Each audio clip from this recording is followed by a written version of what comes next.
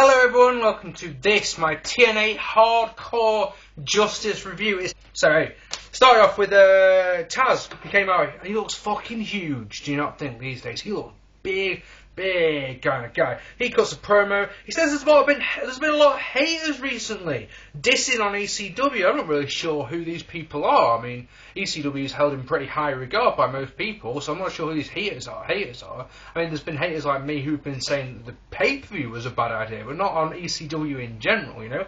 Anyway, he makes me laugh by saying that they were true renegades and pioneers in the business, and that's a shoot, brother. Oh dear, it sounded bad. Anyway, so in the opening contest, the FBI defeated Kish Cash, Simon Diamond, and Swinger in a crap match. Tracy Smothers looked old, and the ring introductions felt like they took forever. The opening bell was at 11 minutes and 9 seconds into this pay-per-view. That's not good, is it? Anyway, so when we talk about it, I can't talk about it much, but I want to first talk about the house lighting, because it was really odd. It was blue lighting on the ring, and most of the crowd were blacked out. And you're just like, wow, that's really odd. It doesn't look very good at all. And I'm pretty certain that back in the old original ECW, the arenas didn't ever look like that. That was just really strange. Anyway, so we've got some nice stuff from Kid Cash and Little Guido at the start. I've got to ask, do you reckon Tony Mamaluke regrets signing with the WWE? Yeah, so he was Tony Luke. He's not allowed to use Tony Mamaluke anymore. Diamond in, and he looks old as well, and then it all goes very downhill in this one as Diamond cuts a promo, basically saying that they can outdance the FBI. And then a whole heap of wank goes down because they get some music playing and they start dancing. Now, if I wanted to see 40-year-old men dancing, I'd go down to my local working man's club than watch this. This I didn't need to see on a pay-per-view. I realised that Tracy Smothers and the Blue Meanie had a dance-off at the first Hardcore Homecoming, but that was actually quite entertaining. This was just silly. So after that, Kid Cash does a beautiful dive onto the ref's back onto everyone. It gets an ECW chant. Luke and Cash do some nice stuff. Cash hits a power slam in the corner. They do a towerplex spot with the crowd chant. The crowd chant, "This is awesome," during this match after that towerplex spot. The first of many things in tonight's crowd that really get on my wick. You know me, you know that TNA fans do my head in at the best of times because they're morons. But trust me, just listen to what I say about the crowds tonight. Anyway, so Kid Cash hits the Moneymaker, Guido hits a guillotine leg drop, and Simon Diamond hits a gem cutter for the win, and this is a 1-star match. The announced RVD versus Lynn isn't going to happen, and I think this is really wrong, because when I was told that Jerry Lynn vs RVD wasn't going to happen, I didn't believe it, because I went and checked out what I figured was the most credible source for this, and I went on TNAWrestling.com and there wasn't any announcement for it. So I thought, gotta be at work. So when they announced this, I can't help feeling that sorry for a lot of fans. I'm sure a lot of fans will have purchased this show for that match, wanting to see that match. We all knew that if the whole pay-per-view was shit, that would probably be still a good match. But no, they do it during this. Anyway, so I realise that there's not going to be enough matches to this one, so we go to some lame-ass backstage segments. We see that we do some Where Are They Now thing. Then backstage, Al Snow and Stevie Richards talk. Makes me smile when Al asked Stevie if he knows a good psychiatrist after the Dr. Stevie stuff. That made me chuckle. And then, right, basically Nova comes in with the fake Blue Meanie, because the Blue Meanie no-show, right? And then some guy comes in picking his nose. The announcers make no effort to show who this is. And then he looks like Raven, yeah? And him and the Blue Meanie replica sit and pick each other's noses. And you think, that is fucking wank. Get that off my fucking screen right now. Too Cold Scorpion defeated C.W. Anderson in it was alright match. It really was. Both men look good. Got some nice mat work at the start. Scorpion did a nice dropkick through the ropes and a corkscrew plancher. C.W. with a crossbody, that's 2 for Scorpio. CW with a super kick. They go back and forth slowly. It's a slow-paced match, like a really slow-paced match. And the problem I have with the fact that it's a slow-paced match is it doesn't ever feel like it's going to start speeding up. It's just the same pace for the whole thing. After trading roll-up, Scorpio goes for a moonsault, but CW gets the knees up. Spinebuster gets 2 for CW. Lovely moonsault leg drop gets the win for Scorpio. This match was alright. I think personally both men should be snapped up for TNA, to be honest. I really think that Scorpio would fit in the X Division right away, and CW teaming up with someone, say Hernandez, Matt Morgan, something like that, would be a good team, in my opinion. But yeah, a few high spots do not make a good match. This is a 2-star. It was slow. There was a few good things. Madison Rain compares TNA to ECW. It just makes you go, God damn, woman, shut up. Backstage, RBD and Bill Alfonso talk about the new main event. And my God, I've wrote it on for 5 minutes already. Stevie Richards defeated PJ Poloco, or whatever. I'm going to call him Just Incredible. Fans chant Just Incredible at him, which is funny. Stevie has the Nova and the fake Blue Meanie with him. Yay! So back and forth, PJ, or just, I've put PJ instead of Just Incredible because I'm an idiot. PJ with a suplex on the outside, one by PJ, he gets 2 as the DDT. PJ controls well. Richards is able to come back where he tries chucking PJ to the outside. Richards comes back with a side slam and a power bomb. He comes off the top but eats a kick power driver, but PJ pulls him off and goes, that's strange. PJ again goes to he goes to do the old Just Incredible plays. I know if you're an ECW fan, you know exactly what I'm on about. But he eats a nice super kick for the win. Stevie gets caned by PJ after the bell, but the lights go out. When they come back on, Sandman is waiting in the ring, and doesn't he just look wankered? He hits a white Russian leg sweep, and then he beats on PJ. Then we get to see the franchise in a Where Are They Now spot. Franchise can't be there because she's got a 1-year-old kid. Because, of course, I'm sure there's no babysitters in America. She looks good though. She used to have so much fake talent on her. She didn't look very good at all. She looks happy.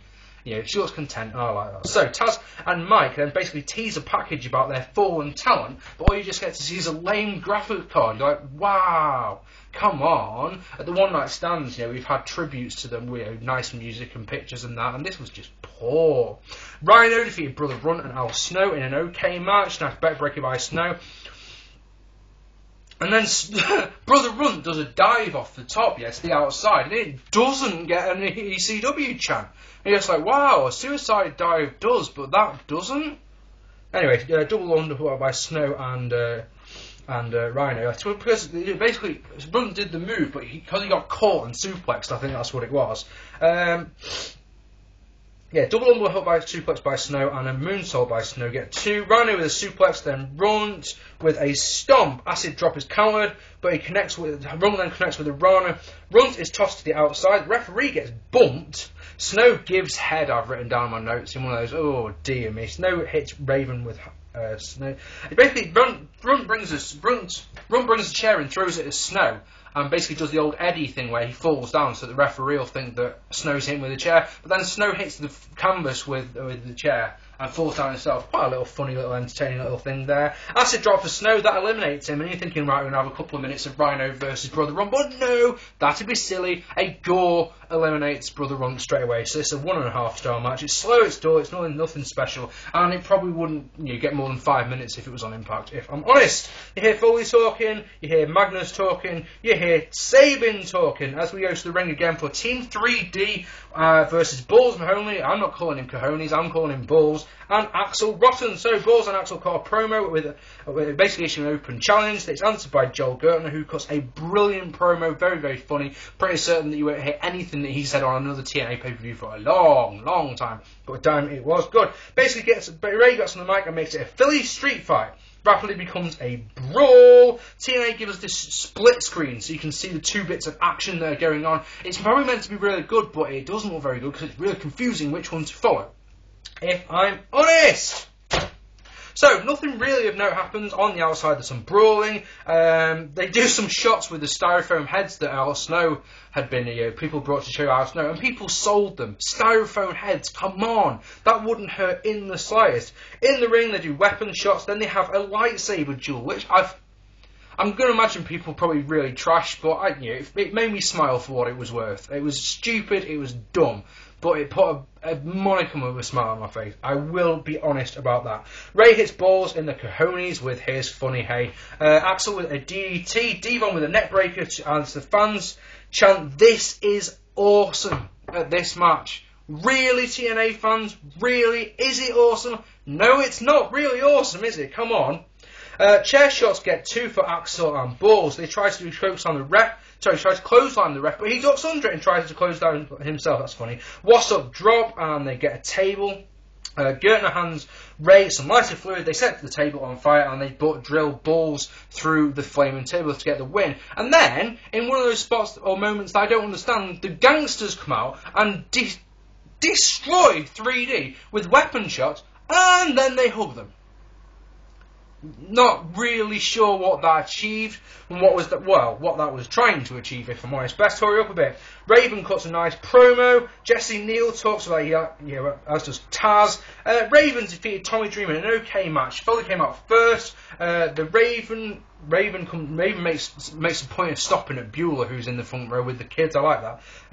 The crowd are quiet for this one. Brawling at the start. The caffeinated beer of Dooma. We haven't seen that one for a while, have we? Chairs are set up in the ring. Dreamer tries to suplex Raven on them, but he's countered into a drop toe hold by Raven. And get this, if you can believe it, the fans chant, "Oh my God," at that spot. How many times have we seen Raven do a drop toe hold onto a chair before? Come on, really?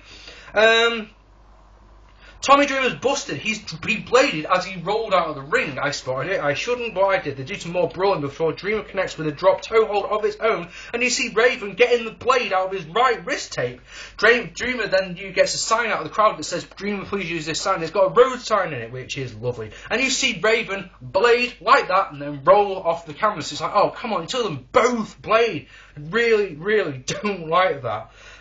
Dreamer gets a ladder out and slingshots Raven into the top, into it. Sorry, up top. Dreamer gets crotched on the ladder and then hit knee to the face. Gets 2 for Sabu. Dreamer driver before a drop kick onto Raven's face with a sign. Another "oh my God" chant comes from the fucking idiot crowd. Dreamer gets some barbed wire and puts on a crossface with the wire in Raven's mouth, which is ridiculously nasty if you ask me. Nova and the fake meanie come out.